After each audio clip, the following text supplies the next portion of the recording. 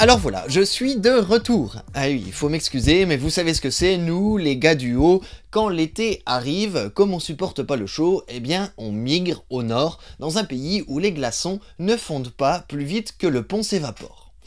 Mais bon, août revient, l'hiver aussi, et moi avec.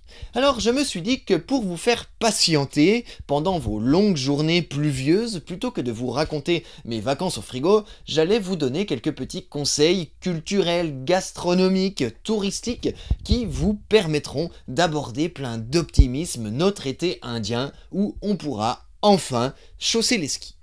Alors je parle d'optimisme, et donc aujourd'hui, comme premier conseil, ou plutôt coup de gueule, et oui, ça je n'ai pas changé en vacances, je vous dirais qu'afin de ne pas sombrer dans la peur, dans l'inquiétude, dans la dépression pré-hivernale, en plus d'éteindre vos télévisions, fermez vos journaux.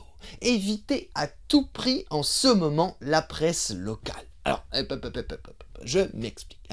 Bien entendu, pendant un mois, je n'ai pas ouvert un journal. Et oui, avec des moufles, c'est pas pratique.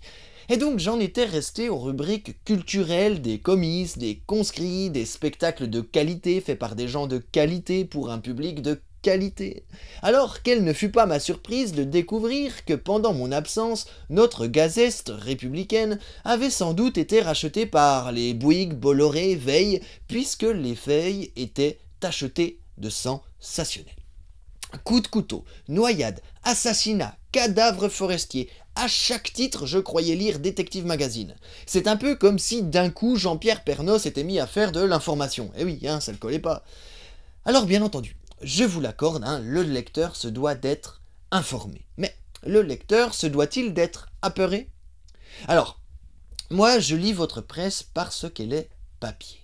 Mais à en faire un journal télévisé, il se pourrait bien que je vienne à force par zapper.